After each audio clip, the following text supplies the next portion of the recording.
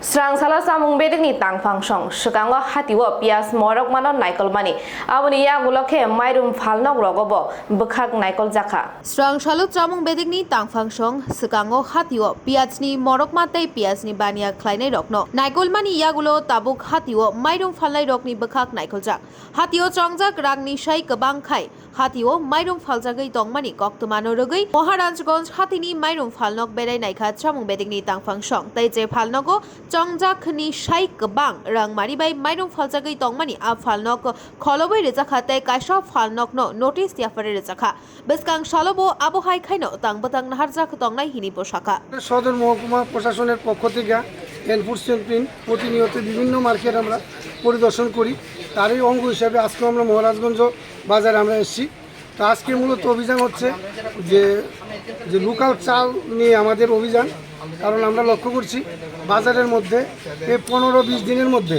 Local চালের রেটটা অনেক বেড়ে গেছে তাই মহকুমা প্রশাসনের নির্দেশে আমরা আমাদের সাথে আমাদের ডিসিএম স্যারও আছেন আমরা সেখানে এসে আমরা অনেকগুলি দোকান আমরা ভেরিফিকেশন করেছি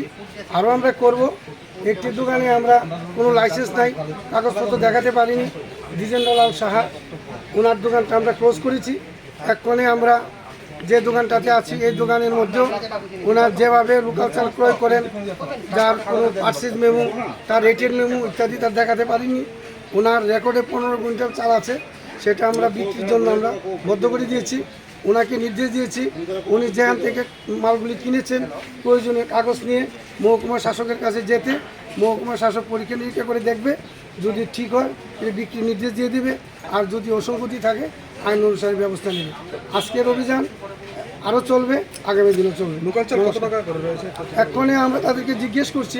তারা যে চালগুলি সচরাচর মানুষে খায় না এমন চালও 42 টাকা করে বলছে হ্যাঁ আমি দোকানদারকে জিজ্ঞেস করেছি যে চালটা আপনি খান কি না যে উনিও সদুত্তর দিতে পারিনি তো চালের এই হলো অবস্থা 48 টাকা নিয়ে নিচে লোকাল চাল নাই তো এক দোকানদার স্পষ্ট ভাষায় হাসি দিয়ে বললেন যে সরকার ধানের দাম বাড়িয়ে দিচ্ছে দেখে নাকি তারা লোকাল চালের দাম বেড়ে দিয়েছে আমার মনে হয় কথাটা ঠিক না সেটা আমরা যাচাই করে দিচ্ছি কত টাকা হতে পারে চালের রেট তো 40 টাকা নিচে অনেক কথা কারণ বাজারে অ্যাভেলেবেল চাল আছে আমাদের পিডিএসে পর্যাপ্ত পরিমাণে চাল আমরা দিচ্ছি এবং ভালো চাল দিচ্ছি বাইরের থেকে প্রচুর চাল আসছে স্টকের কোনো অভাব নেই লোকাল চালও আছে আমার মনে হয় যে চালটা বাড়ানো হয়েছে 48 টাকা 50 টাকা সেটা মর্জিবাদী প্রশাসন সেটা দেখছে কি করা যায় আজকে থেকে সেটা অভিযান জারি হয়েছে ভবিষ্যৎ নমস্কার আগরতলানি প্রণবনি ককথুম ব্যুরো রিপোর্ট খুম্পই।